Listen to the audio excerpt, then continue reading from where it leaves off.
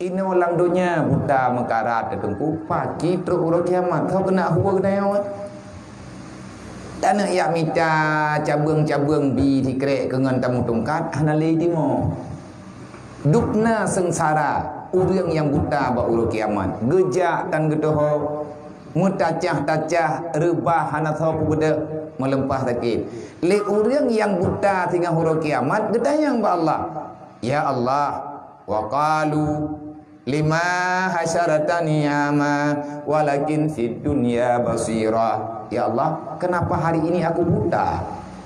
Padahal dulu di saat aku berada dalam dunia, aku ini dalam keadaan bisa melihat. Mataku terbuka. Kenapa pada hari ini ya Allah aku dalam keadaan buta? Apa salahku? Ya, udah enggak tayang. Berjauh dari Allah Ta'ala. Nyan enggak tayang malu. Orangnya enggak tayang pakan buta jamun terbelut. Maikah jamun buta kagak talung you? Anada ka sapu koi kah? Di kalang dunia kan kah buta. Hana buta ku ilung ya Allah lang dunia. Ilung lang dunia nyen terbelut ku. Nya mata terbelut tapi butut kemalon hana. Kiban makna butut iku dah handa tahu. Jadi tengok mana handa tagalon katanya. Yang nayu oleh Allah Taala kitanya bisa melihat tanah kalan tengok naik lebih rayu lambayan. Karena lagi urung ke angka bantu dia. Ilmunya ku bantu kardatanya. Nyamnya bibinannya sampai ku bantu ilmunya ku bantu 3 jundru. Nyamnya tabuh tak 2 boh tak temennya kau tan long. Ilmu itu tiga ku preng tak ron-ron juga. Jadi orang yang makarat perliagaknya kan tabuh tak 2 boh tu keruk perlihat temen. Nyenduknan sagaiganyan perlai, tapi getanya hana bisa melihat. Seolah-olah bantuan kecilnya tiada bermakna. Kita selalu melihat bantuan akan kita nyoju untuk yang cukup raya. Dapat 3 juk. Nyan tungku geken raya hun.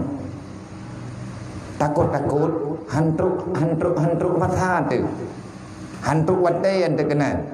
Karena kebajikan itu belum tentu yang besar nilainya di sisi Allah. Kadang-kadang yang laga ada yang kecil besar Allah. Karena yang gebuh yumli Allah nilai keperluan. Golom tente tak sedekah tabah sah, nyen pahala tabah sah. Kadang-kadang lebih pahala tak sedekah tabah mo dibandingkan dengan tabah sah.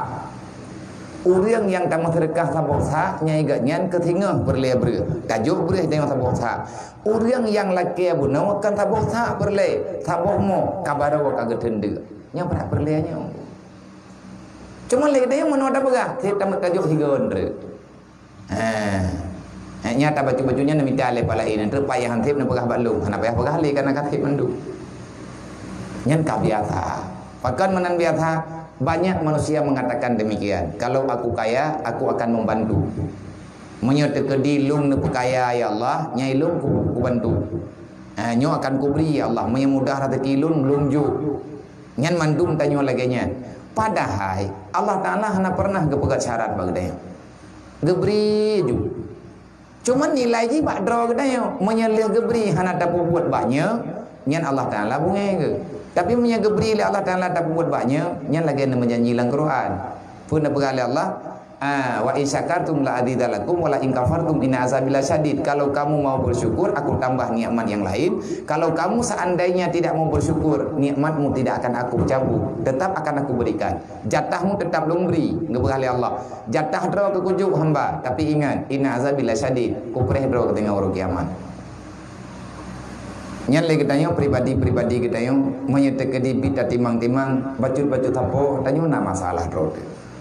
Maka tak selesaikan masalah baik dengan masalah. Menyertai di masalah tanya intangnya. Long bermasalah jamun ditahan lagi nyo. Maka jangan ulangi.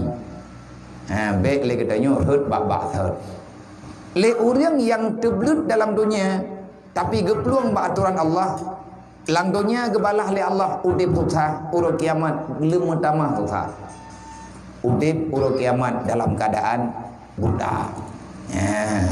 Makanya gepingat kita semua alam ketahui olehmu bahwa sesungguh nafsu itu adalah latifah rabbaniyah.